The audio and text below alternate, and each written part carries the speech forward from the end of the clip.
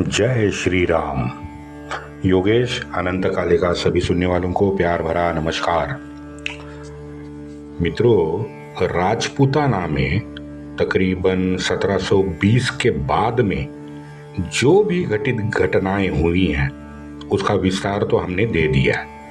अब वहाँ पे जो भी कुछ घटा है तो जितने भी घटना के पात्र थे व्यक्तिशः सबने अपने अपने तौर पे उस वक्त उनको जो सही लगा वो काम किया है।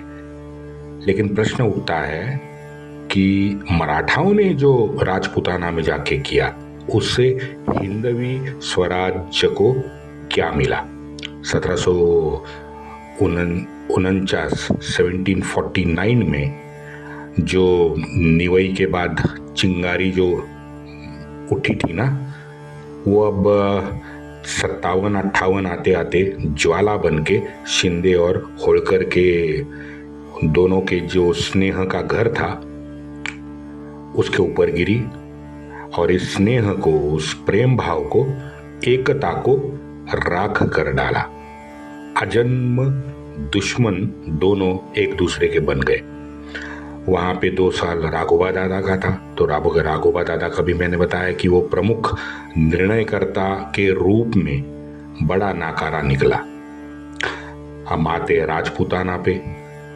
राजपूताना को राजपूत कभी भी नहीं छोड़ेंगे। इस राजपूतों के संकीर्ण मानसिकता पर पूरा का पूरा ठप्पा 1758 आते आते लग गया। क्योंकि आप इतिहास देखो, मेवाड़ हो, उदयपुर हो, जयपुर हो, ये कभी बिहार में लड़ने के लिए गए नहीं है आज तक नहीं है, क्योंकि मानसिकता संकीर्ण थी। धर्माधिष्ठित जीवन मूल्यों को भुलाकर, चाहे राजपूत हो, चाहे सिख हो, चाहे मराठा हो, सबने स्वार्थ को बढ़ावा दिया है। आहिक सुखों के पीछे सब लगे। प्रांतवाद, जातीयवाद और ये शौर्य का दंभ उनके मस्तिष्क पर हावी हो गया था। मराठाओं का कुछ अलग नहीं था। उत्तर में पहली बार जब मराठा गए थे तो उत्तर के मोमिनों की ये घिनौनी और आलसी जीवन शैली से उनका परिचय हो गया। मोमिनों की कामांधता, अय्याशी, नाच गाने, स्वार्थ केंद्रित जितने भी सब दुर्गुण थे उसका आमना सामना मराठाओं से हुआ। और ये तो मनुष्य स्वभाव है कि बौखला जाना, पैसे के पीछे दौड़ना और वही दुर्गुणों को अपनाना। मराठे कुछ अलग नहीं थे। मराठाओं ने भी वही किया जो उन्होंने देखा। परिणाम क्या हुआ? परिणाम स्वयं के पराक्रम को चमकाते और साबित करने के लिए जीवाप्पा ने तात्कालीन कुछ कारणों का आधार लिया और अकेले राम सिंह के मदद के लिए राजपूताना जाने का दुस्साहस किया। बाकी का तो आपने सब सुना ही होगा। इसके अभियान का खर्चा कितना आया मैंने बताया था आपको, याद भी होगा, 3 करोड़ रुपये। अब 3 करोड़ में से 40 लाख रुपए तो वापिस आ गए मराठाओं के पास। बाकी के पैसों की भरपाई के लिए नाना को फिर एक बार कर्नाटक जाना पड़ा। मित्रों, ये आज तक चल रहा है। उसका स्वरूप दूसरा है, लेकिन वही हो रहा है जो उस वक्त हो रहा था।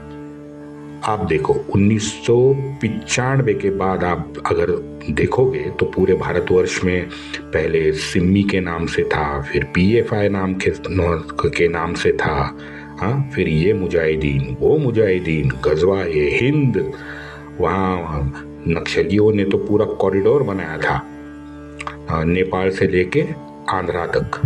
हाँ, दनाते सभी लोग घूम रहे थे, बम फाड़ रहे थे, दंगे करवा रहे थे। कितने 200, 300, 400, 500 दंगे एक साल में हो रहे थे। हाँ? हमारी सेना के जो वीर थे वो उस वक्त क्या कर रहे थे? मित्रों, हमारे वीर उस यूरोपियन वेटिकन के ईसाई के पीछे लगकर सूडान में शांति सैनिक बन के बलिदान दे रहे थे। कितना दुर्भाग्य है देखो। चाहे पहला हो चाहे दूसरा हो, दोनों महायुद्धों में, विश्व युद्ध में युद्ध भूमि पर सबसे ज्यादा सर्वोच्च बलिदान किस देश के वीरों ने किया है? सबको पता होगा, भारत। ये डीप स्टेट हो, बैप्टिस्ट चर्च वाले हो, वेटिकन सिटी वाले हो, अमेरिकन हो, ये जो गंदा खेल गत 50 साल में खेला गया ना, उसका सबसे ज्यादा नुकसान भारत को हुआ है। अब लग्जेमबर्ग को देखिए, ये लग्जेमबर्ग तो विश्व पटल पे यूरोप के नक्शे में भी आपको नहीं दिखेगा। इतना इत्तू सा कॉकरोच देश है ये, जिनकी कुल सेना आज भी 900 अधिक 15-20 कुछ होगी, 920-940 के आसपास, लेकिन इतनी ही है। अब वो भांड हमें यूएन में मानवता और मानवाधिकार का पाठ पढ़ा रहा है। अब बताओ, ब्रिटेन तो 2014 तक हमारा अनौरस बाप बन के सब चीजों में हमको नसीहत देता था। जर्मनी भी कुछ अलग नहीं था। हाँ, और हमारे भी ये भांड जितने भी दिखावे के हिंदू है ना, गोरी चमड़ी देखी तो सबसे ज्यादा वात्सल्यपूर्ण स्नेह भाव से उनके आदेशों का, उनकी सोच में हाँ हमारे ये दिखावे के हिंदू मिलाते रहे। जगह जगह पर अपने ही लोग, मुझे बनावटी मुखौटा डाल के जो भारतीय बने थे, अपने ही मातृभूमि को लहू लोहान कर रहे थे। कितने साल? वैसे तो 1500 साल, लेकिन अभी गत 30 साल का अगर आप देखोगे इतिहास, तो आप यही पाओगे कि हमारे खुद के मातृभूमि को लहू लोहान करने वाले ये दिखावे के भांड थे। आते हैं 2025 में, ये हमारा आजकल का अधेड़ उम्र का जो युवा घूम रहा है ना पूरे भारत में, क्या बांट रहा है?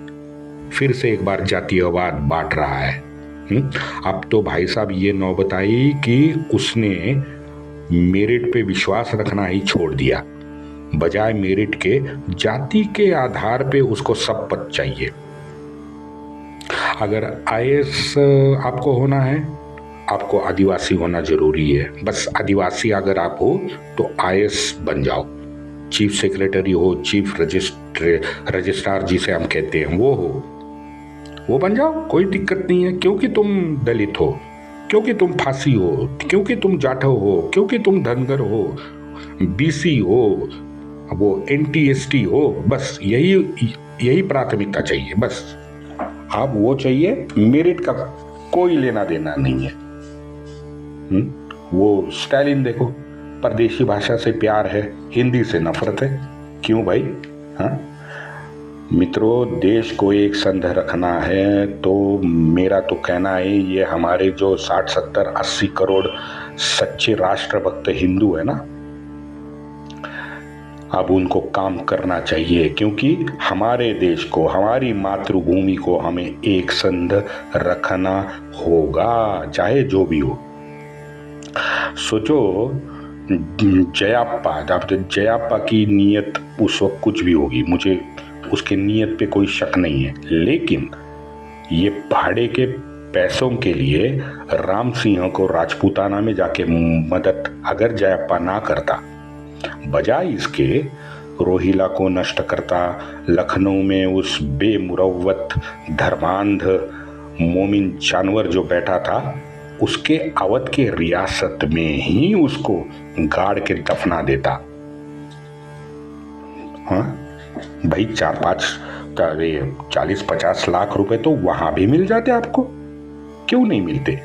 तो वो सब छोड़ के अपने ही जात भाइयों का खून जो राजपूताना में निकला है, इससे हुआ क्या? आपको फायदा क्या हुआ? राजपूत मराठा जन्म जन्मांतरित बैरी हो गए। आज भी मैं गाली सुनता हूं, आज भी सुनता हूं। अभी आपने भी डीएम देखा होगा, पानीपत में राक्षसी आनंद जो राजपूतों को मिला, हंस रहे थे किनारे में बैठ के, मराठाओं के डूबने का आनंद राजपूत ले रहे थे।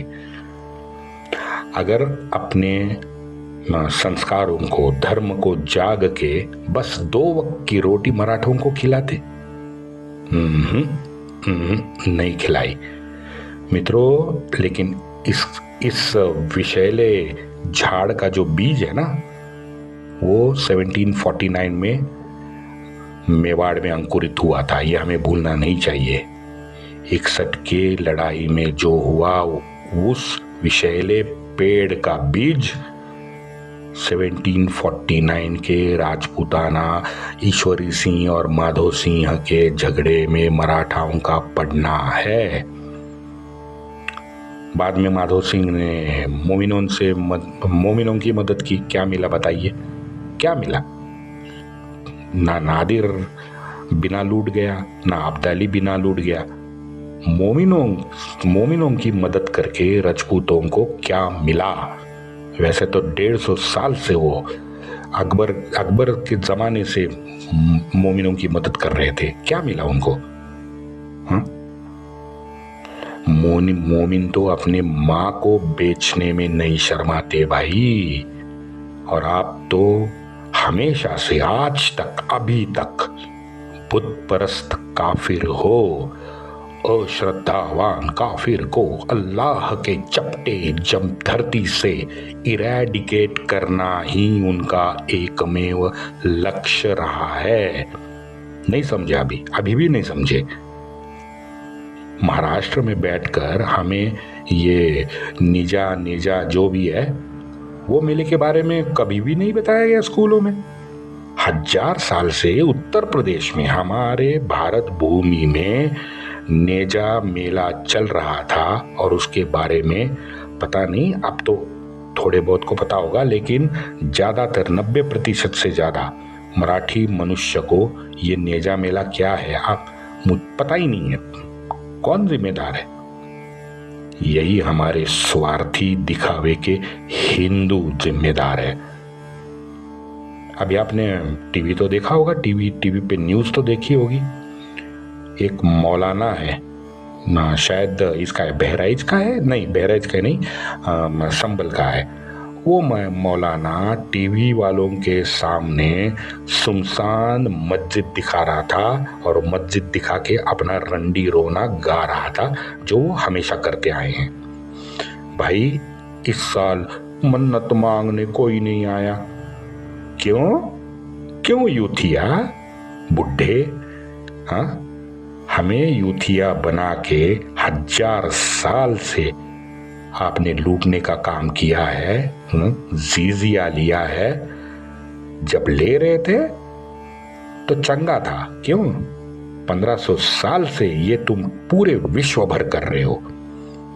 लेकिन भारत में संभाव्य धोखे पहचानने में हम हिंदू नाकाम रहे हैं। हमारे संस्कार भी ऐसे हैं, हम तो खिड़की के बाहर देखते नहीं है। हमारे संस्कार ने सिखाया है, हमारे शास्त्रों ने सिखाया है कि मन की खिड़की कभी बाहर के बाजू मत खोलो। आत्म केंद्रित बनो, आत्म केंद्रित उन्नति करो, आत्म केंद्रित उन्नति पे ध्यान दो और परमात्मा से जुड़ जाओ। लेकिन ये 1000 साल ये जो दंदनाते आए ना, ये जानवर, उनसे हमारे मासूम हिंदू बौखला गए। संभाव्य धोखे को हम नहीं पहचान पाए, ये सत्य है। सद्विवेक बुद्धि जो होती है, उदारता होती है, ये तो गुण है, लेकिन कलयुग में ये दुर्गुण बन गए। अंधानुकरण करने पर इन आक्रांता जानवरों ने हमें 1000 साल से मजबूर किया है। अकेले राम जी के अयोध्या ने मंदिर अभी पूरा बना भी नहीं है, लेकिन आप देखोगे 400 करोड़ रुपए का राजस्व यूपी को दिया है। 400 करोड़। ये 45 दिनों में 1.5 करोड़ से ज्यादा भक्तों ने दिव्य दर्शन अयोध्या जाके प्राप्त किए। और अद्भुत महाकुंभ की मैं तो बात ही नहीं अभी कर रहा हूं, विषय पे आते हैं। लेकिन जिस तरह से हमारे मित्रों आराध्य वीर हनुमान, उन्होंने अपनी शक्ति खोई थी ना, वैसे ही हम उनके सारे जो परम भक्त हैं वो भी एकता की ताकत शायद भूल चुके हैं। और ये बार बार 1000 साल से सत्यापित होने के बावजूद हम भूलते हैं, पता नहीं क्यों। मेरे दिमाग में 24 घंटे ये सवाल बना हुआ है कि हम क्यों भूलते हैं बार बार जो भी अत्याचार हुए, जो भी हमारी प्रताड़ना हुई। दुय्यम दर्जे का नागरिक आज भी हम बने हैं अपनी ही मातृभूमि में। आज भी उन आक्रांताओं का प्रभाव हमारे मन मस्तिष्क पर हावी है, ये सत्य बात है। पैलेस्टीन के बच्चे देखें, रोने लगते हैं, ओ बहुत बहुत अत्याचार हो रहा है, बहुत अत्याचार हो रहा है। यहाँ कन्हैया लाल जी के परिवार की किसको सुध है, नाम भी पता है? हाँ, हमारा हेमराज जिसका सर तन से जुदा करके हमको थाली में भेजा गया था, उसके बारे में कुछ सुना है आपने? कभी देखा है? कभी किसने बहस छेड़ी है टीवी पे? नहीं छेड़ी है। श्रद्धा को फ्रिज में ठूसने वाली ये जो हरामी जमात है ना, उनके लिए कुछ वकील खड़े हो गए। आज भी उनकी संवेदना जागती है। और एक घटना बताता हूं। 1.5 साल की एक मासूम बच्ची पे बलात्कार एक मुल्ला ने किया। अब वो मुल्ला को पनिशमेंट हो गई, अदालत ने सजा दे दी। पहले तो 20 साल दी, लेकिन फिर उसी अदालत ने मानवता दिखाकर उसे 20 साल की जगह 10 साल की कैद सुना दी। अब बताइए, आप ही बताइए, आप सोचिए इस बात को। इतना ज्यादा घिनौना काम करने वाले को, उसके प्रति, घिनौने काम करने वाले के प्रति न्यायालय की संवेदना जाग जाती है। बताओ ऐसा क्यों होता है, कहाँ होता है? सिर्फ भारत में होता है। और उसका परिणाम हमारी समाज व्यवस्था ध्वस्त होती जा रही है। आज नहीं कल, आज नहीं 50 साल बाद युद्ध तो होना ही है। चाहे आप जितना भी रोकने की कोशिश करो, युद्ध तो होना है। पूरा समाज उबल रहा है। हिंदवी स्वराज्य के लिए अवध का साफ करना ज्यादा जरूरी था बजाय राजपूताना को जाने के। जीवाप्पा को यह समझना चाहिए था, पैसा तो दोनों तरफ मिलता, लेकिन अगर अवध साफ करता तो पैसा भी मिलता, आराध्य हमारे मुक्त भी होते। ये बलवंत सिंह, काशी नरेश ज्यादा अच्छी तरह से काशी विश्वनाथ का ज्ञान व्यापी मंदिर वहां खड़ा कर देते। ऐसा नहीं है कि दिल्ली में जो भी कुछ 2 साल में इन लोगों ने किया, इससे नाना अनजान था। नाना बिल्कुल सचेत था, लेकिन नाना सभी सरदारों को कुछ नहीं बोला। पत्र में बार बार लगातार श्री शिवराय के संकल्प की याद दिलाता रहा। वहां राजपूताना में जयाप्पा को भी धीर देता रहा, लेकिन पैसे का इंतजाम तो करना था। तो चौथी बार नाना ने स्वयं ये जिम्मेदारी अपने सर ली और सावनूर निकल गया। मित्रों, यहाँ भी देखो, मैसूर के राजा को लूटने नाना नहीं गया तो सावनूर गया।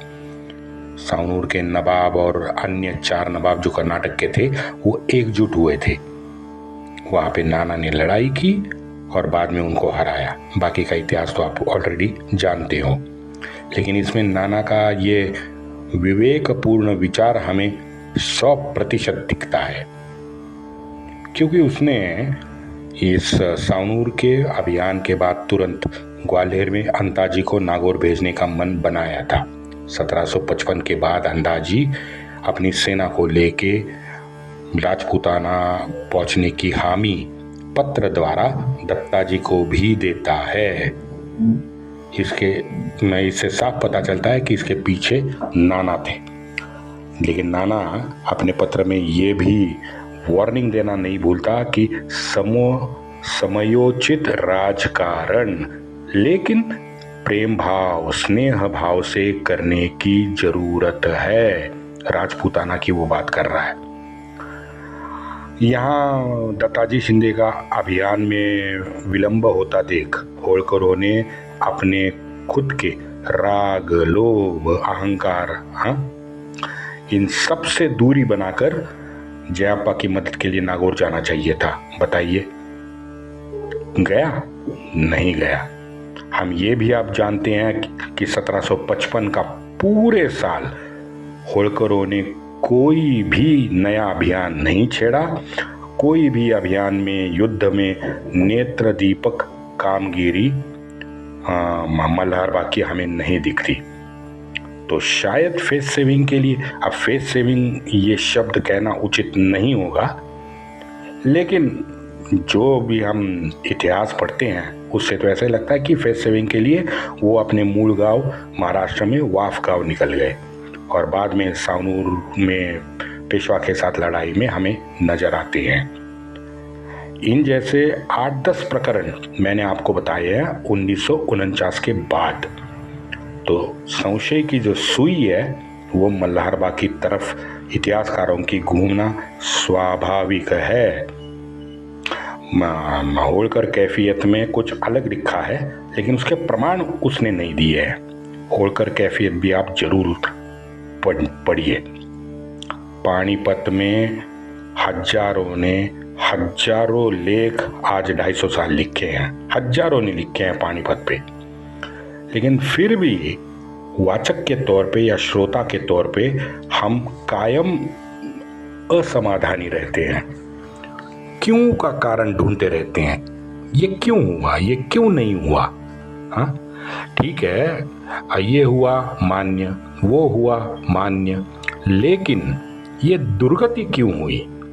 ऐसी क्या बड़ी तोप था अब्दाली भाई। हाँ साला महाराष्ट्र में बस 50 साल पहले पूरे 27 साल एक अय्याश बुढ़ा मोमिन कुत्ता औरंग्या महाराष्ट्र की गलियों में, नालों में मराठों को सूंघते घूम रहा था। वो यहीं मर गया। बताइए, औरंग्या को मराठों ने निपटाया तो ये अब्दाली क्या तोफ थी। वही एक ही प्रश्न है मित्रों, आज भी भारतीय अपने खुद से पूछता है, आखिर हार के कारणों में मूल क्या था। ये कोई अर्थक्वेक नहीं था, भूकंप नहीं था, बल्कि ये सब जितने भी 10 साल के जो करतूते हैं ना लोगों की, उनका जमा हुआ ये गंध था। वंदे मातरम।